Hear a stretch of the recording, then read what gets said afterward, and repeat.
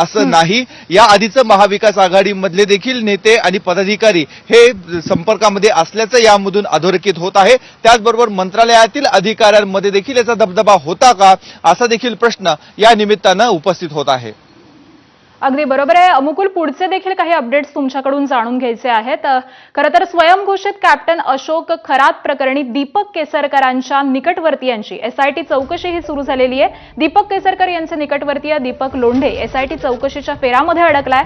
लोंढे आणि खरात यांचे काही ठिकाणी व्यावसायिक संबंध असल्याचा देखील संशय आहे। एसआयटी टीमनं दीपक लोंढेची कसून अशी चौकशी ही केलेली आहे। लोंढे सिन्नरमध्ये जमीन खरेदी विक्रीच्या व्यवसायामध्ये सक्रिय होता, तर लोंढेकडून मिळालेल्या माहितीनुसार पोलीस खरातच्या राजकीय आणि व्यावसायिक भागीदारांपर्यंत आता पोहोचणार आहेत।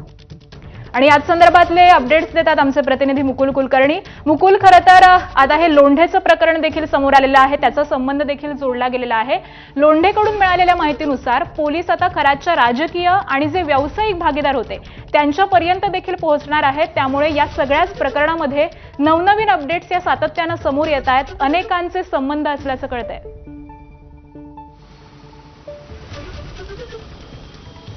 बरोबर आहे। सुरुवातीला हे जे प्रकरण आहे हे एका महिलेवर लैंगिक अत्याचार केल्या संदर्भात गुन्हा दाखल झालेला होता। आता हे प्रकरण दिवसेंदिवस वाढत आहेत, वेगवेगळी नावं जोडली जात आहेत।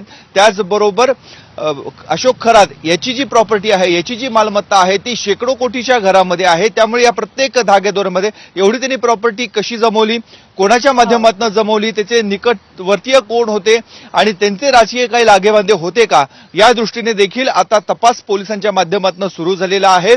एसआयटीची स्थापना करण्यात आलेली आहे आणि त्यामुळे गेल्या 1 ते 2 दिवसापासून लोंढे नामक व्यक्तीचा देखील चौकशीसाठी त्याला बोलवण्यात आलेलं होतं। त्याची चौकशी करण्यात आल्याची सूत्रांकडून माहिती मिळालेली आहे।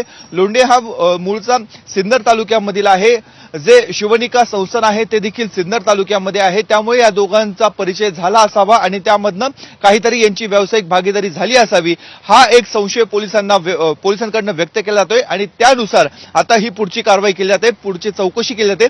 आता यामध्ये असे असंख्य नावं समोर येतील आणि त्या प्रत्येकाची चौकशी केली जाणार का, त्या चौकशीमधून जे मोठे नेते आहेत किंवा जे इतर मोठे प्रस्थ असेल त्यांच्यापर्यंत संपूर्ण तपासामध्ये आता काय काय उघड होतं, कोणाचे धागेदोरे, कोणाचे संबंध आहेत हे समोर येतं, हे पाहणं महत्त्वाचं असणार आहे। मुकुल,